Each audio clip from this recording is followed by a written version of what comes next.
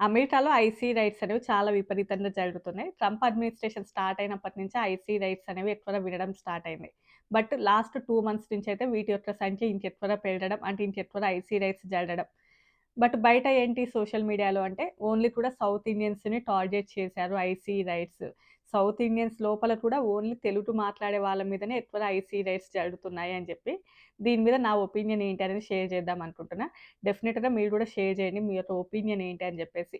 అవును, తెలుగు మాట్లాడే వాళ్ళనే టార్గెట్ చేస్తున్నారు.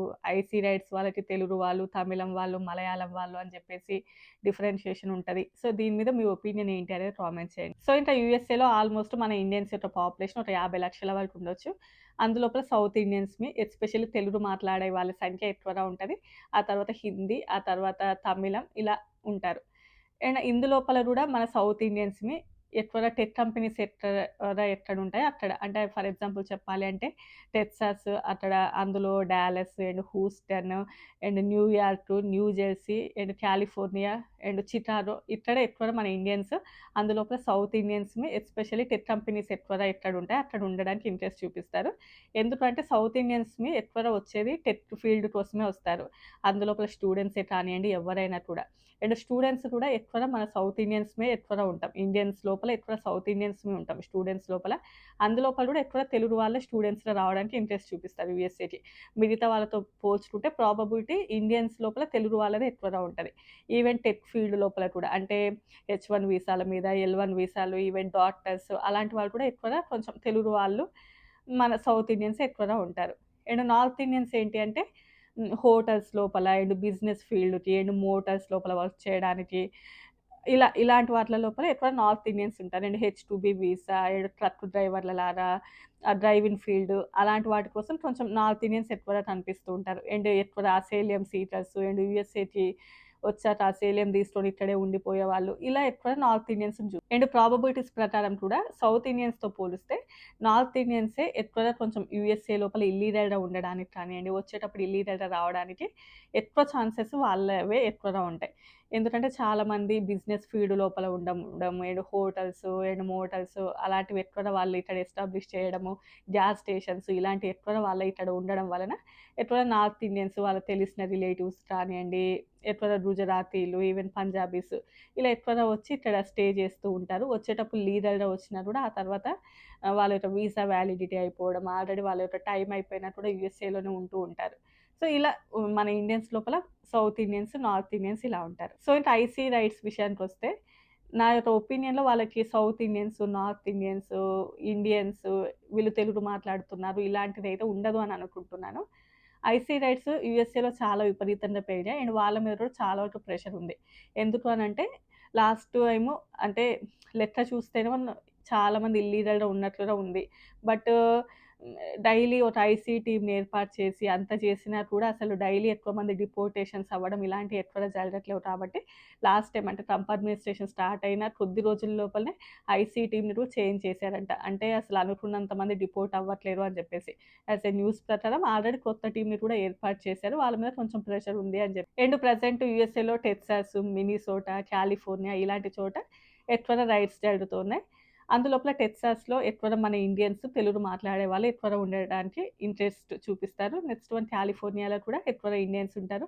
మినిసోటా అక్కడ కూడా కొంచెం ఇండియన్స్ ఎక్కువగా ఉంటారు. ఏవైతే మెయిన్ సిటీస్ ఉన్నాయో అక్కడ ఇండియన్స్ కొంచెం ఎక్కువగా ఉంటారు. బట్ ఇండియన్స్ కంటే కూడా వేరే కంట్రీ వాళ్ళే ఎక్కువగా స్ట్రగుల్ అవుతున్నారు. కొన్ని టాపిక్స్ నేను చెప్పకూడదు. ఆల్రెడీ మీరు న్యూస్‌లోనే చూస్తూ ఉండొచ్చు. అండ్ నేను యూఎస్ఏలో ఉన్నా కాబట్టి దాని గురించి నేను మాట్లాడను. చాలా వరకు కూడా ఐసీ రైట్స్ కొంచెం దారుణంగానే జరుగుతున్నాయి. బట్ అందులోపల మన తెలుగు వాళ్ళు ఇబ్బంది పడినవి చాలా తక్కువగా ఉన్నాయి. అందులోపల ఈ మధ్య కాలంలో ఓన్లీ ఒకటి ఏంటంటే ఇద్దరు ఇండియన్ స్టూడెంట్స్‌ని తీసుకొని వెళ్లారు డిటెన్షన్ సెంటర్‌కి అనేది తప్ప అంతకు మించిన న్యూస్‌లయితే ఏవి పెద్దగా మనమైతే చూడలేదు. అది కూడా వాళ్ళని ఏమి కూడా డిపోర్ట్ చేయడం అలాంటివేమీ చేయలేదు. వాళ్ళ మీద డౌటొచ్చి తీసుకొని వెళ్లి, ఆ తర్వాత వాళ్ళ యొక్క డాక్యుమెంట్స్ అన్నీ కూడా చెక్ చేసి వాళ్ళనైతే ఇంటికి పంపించేశారు. అది జరిగింది కానీ వాళ్ళని తీసుకొని వెళ్ళి, లేకపోతే వాళ్ళని డైరెక్ట్‌గా డిపోర్ట్ చేయడం అలాంటివేవి కూడా చేయలేదు.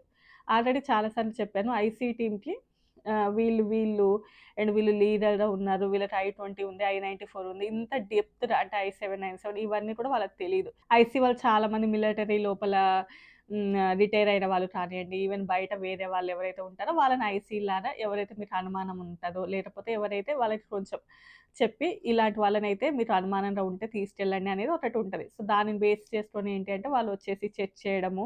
ఆ తర్వాత నెక్స్ట్ లెవెల్ వాళ్ళుంటారు. వాళ్ళకి మిగతాది మొత్తం గూడా తెలుస్తది. అంటే ఎవరుంటారు, ఎవరు ఉండకూడదు యూఎస్ఏలో, వీళ్ళ యొక్క అంటే స్టేటస్ ఏంటి, స్టేటస్‌లో ఉంటే యూఎస్ఏలో ఉండొచ్చా లేదా అని జెప్పేసి అందరు ఐసీ వాళ్ళకి తెలీదది. దాన్ని బేస్ చేసుకొని ఏంటంటే ఫస్ట్ వాళ్ళ దగ్గరికెళ్ళడం. ఆ తర్వాత మీరెందుకు ఇక్కడ వర్క్ చేస్తున్నారు అనడం. వాళ్ళకి కొంచెం నమ్మాలి అనిపియకపోతే తీసుకెళ్ళడం. ఆ తర్వాత వాళ్ళ యొక్క డాక్యుమెంట్స్ అన్నీ చెక్ చేయడం. అలా చేసి తీసుకెళ్ళొచ్చు. అండ్ అది గూడా ఓన్లీ ఒక ఇద్దరు ఇండియన్ స్టూడెంట్స్‌కి మినిసోటాలో ఎదురైంది ఈ మధ్యలో. అండ్ ఇంకొకటి హెచ్-1బీల గురించి అది బయట సోషల్ మీడియాలోనే కానీ, మనం అంత డైరెక్ట్‌గా అయితే ఎక్కడను చూడలేదు. వాళ్ళు సోషల్ మీడియాలో షేర్ చేశారు వాళ్ళ యొక్క ఒపీనియన్‌ని.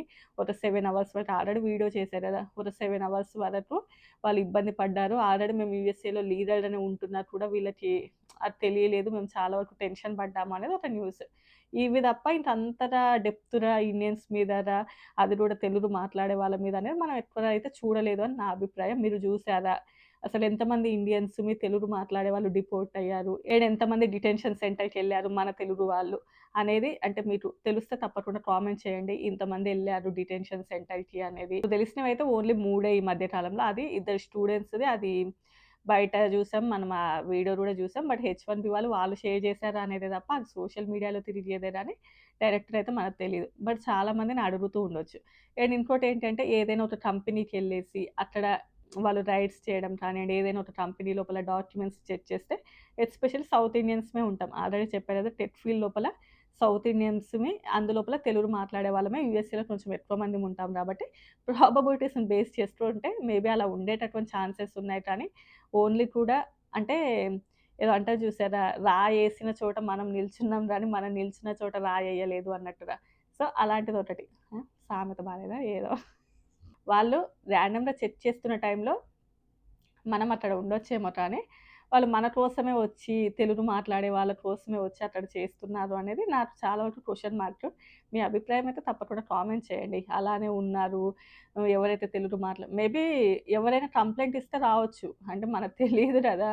ఎవరు ఐసీ వాళ్ళ కంప్లెయింట్ ఇస్తున్నారో, వేరే తెలుగు వాళ్ళే ఇవ్వచ్చేమో, వేరే స్టూడెంట్సే ఇవ్వచ్చేమో. వేరే వాళ్ళే అంటే మన వాళ్ళు మన లోపలనే వాళ్ళకి కంప్లెయింట్ చేయొచ్చేమో. ఇక్కడ ఇల్లీగల్‌గా వర్క్ చేస్తున్నారు. మీరొకసారి రండి అని జెప్పి. అండ్ ఎవరైనా అలాంటి కంప్లెయింట్ చేస్తే వస్తారు డెఫినిట్‌గా వాళ్ళు. అలా లేదు అంటే ఇంకా అది చాలా వరకు కష్టం. మేబీ ర్యాండమ్ చెక్స్ లోపల తప్ప అండ్ ఎవరైనా కంప్లెయింట్ ఇస్తేనే కాకుండా వాళ్ళంతట వాళ్ళే వచ్చేసి తెలుగు వాళ్ళని తీసుకెళ్ళడం అనేదైతే చాలా తక్కువ. అలాంటివైతే చూడలేదు. బట్ కొన్ని డిఫరెంట్ సినారియోస్ చూస్తున్నాం. అవి చూస్తుంటే చాలా బాధగా అనిపిస్తది. బట్ వాటి గురించి మనం మాట్లాడకూడదంతే. బట్ ఇక్కడేంటంటే యూఎస్ఏలో ఏదున్నా గూడా హ్యాండ్ కప్స్ ఎయడము, చేతులు వెనక్కి పెట్టేసి అలా తీసుకెళ్ళడం అది చాలా వరకు ఇబ్బందిగా అనిపిస్తది. అంటే చూసే వాళ్ళకి ఇబ్బందిగానే అండ్ ఎవరైతే ఆ ప్లేస్‌లో ఉంటారో వాళ్ళు గూడా చాలా ఎక్కువ టెన్షన్ పడుతూ ఉంటారు. ఈవెన్ ఎవరమైనా అంతే. ఇప్పుడక్కడ వాళ్ళకి వ్యాలిడ్ డాక్యుమెంట్స్ ఉన్నాయి. అన్నీ ఉన్నాయి. అయినా కూడా వాళ్ళని తీసుకొనెళ్లారు. అప్పుడేంటి ఆల్‌మోస్ట్ న్యూస్ ఛానెల్స్‌లలో బయటకి న్యూస్ రావడం, అది కొంచెం మెంటల్ టెన్షన్. అండ్ అసలు ఎందుకు వీళ్ళు మమ్మల్ని తీసుకెళ్తున్నారు? అది గూడా ఒక మెంటల్ టెన్షన్ ఉంటది. సో, హ్యాండ్‌కఫ్స్ ఏసి తీసుకెళ్ళగానే మొత్తం అరెస్ట్ చేసేసారు. వాళ్ళని డిపోర్ట్ చేసేసారు. అలా వినిపిస్తూ ఉంటాయి. అది ఇంకొక పెద్ద మెంటల్ టెన్షన్. బట్ వీళ్ళకేంటి అంటే యూఎస్ఏలో ఎక్కడికైనా తీసుకెళ్ళాలి వాళ్ళని అంటే చేతికి బేడీలేయడం అనేది కామన్. బట్ యూఎస్ఏలో ఉన్న వాళ్ళకి చాలా మందికి తెలిసినా కూడా బయట సోషల్ మీడియాలో అక్కడ అదంత కామన్‌గా చూడరు. అంటే చేతికి బేడీలేసి మరి తీసుకెళ్లారంటే అదేదో పెద్ద ఘోరమో, నేరమో చేసినట్టుగా ఫీల్ అవుతారు గానీ, అదంత పెద్ద తప్పు కాదు. యూఎస్ఏలో అది కామన్ థింగ్. అండ్ ఇదే ఆఫీసర్స్ డిటెన్షన్ సెంటర్‌కి తీసుకెళ్లగానే మనల్ని డిపోర్ట్ చేస్తారు అనైతే కాదు. అక్కడికెళ్ళాక ఇంకా నెక్స్ట్ ఆఫీసర్స్ ఉంటారు. వాళ్ళు మన యొక్క డాక్యుమెంట్స్ చెక్ చేయడం అవన్నీ గూడా వాళ్ళు జేస్తారు. సో, అక్కడికెళ్ళగానే మనం ఏం టెన్షన్ పడాల్సిన అవసరం కూడా లేదు. వన్స్ మన దగ్గర వ్యాలిడ్ డాక్యుమెంట్స్ ఉన్నంత వరకు నాకు తెలిసైతే చాలా వరకు మన దగ్గర లూప్ హోల్స్‌ని యూజ్ చేసి ఏదైనా చేసేవాళ్ళే కానీ, అస్సలు ఎలాంటి డాక్యుమెంట్సే లేకుండా యూఎస్ఏలో ఉండేవాళ్ళైతే ఉండరు అని నేను అనుకుంటున్నాను. Especially south Indians. అంటే ఎలాంటి డాక్యుమెంటేషన్ లేకుండా అలా అయితే maybe I don't know. But నేను అనుకుంటున్నాను. అంతగా ఉండకపోవచ్చు అని చెప్పేసి. బట్ అందులోపల లూప్ హోల్సా, 2 జాబులు చేశారా అవన్నీ కూడా ఇంకా మనకు తెలీదు గానీ, నేనైతే అస్సలే డాక్యుమెంటేషన్ లేకుండా ఉండేవాళ్ళైతే ఉండరు అని నేను అనుకుంటున్నాను. అండ్ ఇంకా గవర్నమెంట్ కూడా కొంచెం గట్టి ప్రెషర్ ఉంది. ఆల్‌మోస్ట్ 3000 వరకు డైలీ మీరు ఆహ్, అదే చెక్ చేయాలి. అండ్ అలాంటిది గూడా ఒకటి ఐసీ వాళ్ళ మీద కొంచెం గట్టి ప్రెషర్ ఉంది అని జెప్పేసి. అండ్ ఈ మధ్యలో ఏంటంటే ఆల్రెడీ కొన్ని అమైన్‌మెంట్స్ ప్రకారం ఎవరమైతే వీసా హోల్డర్స్ ఉంటామో సో, వాళ్ళకి కూడా మనకి రైట్స్ ఉంటాయి. సో, మనం వాళ్ళని గట్టిగా క్వెషన్ చేయొచ్చు. వాళ్ళొచ్చిన తర్వాత ఈ అమైన్‌మెంట్ ప్రకారం మేము యూఎస్ఏలో లీగల్‌గానే ఉన్నాము అని అండ్ మన యొక్క డాక్యుమెంట్స్ చూపించి అండ్ మీరు జడ్జి దగ్గర నుంచి ఏదైనా పేపర్ అంటే మమ్మల్ని అరెస్ట్ చేయడానికి మీకు రైట్స్ ఉన్నాయని చెప్పేసి పేపర్ చూపిస్తేనే మేమొస్తాము. సో, ఇది లీగల్‌గా ఓకే అయినా కూడా ప్రస్తుతం ఉన్నటువంటి సిట్యుయేషన్స్‌ని బట్టి వాళ్ళు రమ్మన్నారా, వెళ్లి మీ దగ్గర ఉన్నటువంటి డాక్యుమెంట్స్ అన్నీ చూపిస్తే చాలు అని నా యొక్క ఒపీనియన్ అంతే. సో, మనం లీగల్‌గానే ఉన్నాం కాబట్టి వాళ్ళు రారాని వాళ్ళ మీద పొలైట్‌నెస్ లేకుండా అలా బిహేవ్ చేస్తే అది చాలా పెద్ద కష్టం. ప్రస్తుతం ఉన్నటువంటి సిట్యుయేషన్స్ మీరు చూస్తూనే ఉన్నారు కాబట్టి నేను చెప్తున్నాను. మనం లీగల్‌గా ఉన్నా కూడా కాస్త సరెండర్ అయ్యి మనం ప్రాపర్‌గా డాక్యుమెంట్స్ అన్నీ వాళ్ళకి చూపిస్తే బావుంటదని చెప్పి. సో, నేను ఈ అమైన్‌మెంట్ ప్రకారం యూఎస్ఏ లా ప్రకారమే ఉన్నాను. మీరు జడ్జి వారెంట్ చూపియండి. అప్పుడే నన్ను అరెస్ట్ చేసే రైట్స్ మీకుంటాయి. మీకు ఆ రైట్స్ లేవు. అది ఉండనియండి, లేకపోనియండి. మీరైతే వ్యాలిడ్‌గానే ఉంటున్నారు కాబట్టి వన్స్ వాళ్ళొచ్చినప్పుడు ఆ వ్యాలిడ్ డాక్యుమెంట్స్ చూపిస్తే చాలు. లేదు మీరు అట్లా డిటెన్షన్ సెంటర్‌కొచ్చి చూపియాలి అని అన్నారా? సరే అలా అయినా గూడా ఓకే. బట్ ప్రస్తుతము వాళ్ళ మీద తిరగబడి అలాంటివి చేయకుండా ఉంటే బెటర్ అని నా యొక్క ఒపీనియన్ అంతే. లేదు మేము అలానే చేస్తామంటే చేయండి. దానికి మీ ఇష్టం అది కానీ ఎందుకంటే ఈ మధ్యలో చాలా వరకు వింటున్నాం. అసలు వాళ్ళకి ఆ రైట్స్ ఉంటాయా? లేవా? అంటే ప్రస్తుతం ఉన్నటువంటి సిట్యుయేషన్స్ లోపల వాళ్ళకి రైట్స్ ఉన్నాయా? లేదా? అదంతా కూడా సెకండరీ థింగ్. సిట్యుయేషన్స్ కొంచెం బాలేవు కాబట్టి చెప్తున్నాను. అది ఒకప్పుడైతే నడిచేదేమో గానీ ఇప్పుడున్నటువంటి ప్రకారం అయితే మనం లీడర్‌గా ఉన్నప్పుడు వాళ్ళకి కొంచెం సరెండర్ అయ్యి అన్నీ చూపిస్తే తర్వాత పెద్ద ప్రాబ్లమ్ ఏమీ ఉండదు. ఆ లాస్ట్ గురించి, అమైన్‌మెంట్స్ గురించి మనం ఫ్యూచర్‌లో మాట్లాడుకోవచ్చు కానీ, ప్రస్తుతం అయితే అలాంటి డేస్ అయితే రావు. ఎందుకంటే వాళ్ళకి ఎదురు తిరిగితే సినారియోస్ వేరే విధంగా ఉంటున్నాయి కాబట్టి. సో, ఇంక ఇంతే అండి ఈ వీడియో. ఫైనల్‌గా ఐసీ వాళ్ళు ఓన్లీ సౌత్ ఇండియన్స్, తెలుగు మాట్లాడే వాళ్ళ మీదనే యుద్ధం చేస్తున్నారు. వీళ్ళ కోసమే అసలు ఒక టీమ్ ఫార్మ్ అయింది. అలాంటివైతే నేనైతే కాదు అని అనుకుంటున్నా. మీ యొక్క ఒపీనియన్ తప్పకుండా కామెంట్ చేయండి. రేపు మరో మంచి వీడియోతో కలుద్దాం. Bye bye.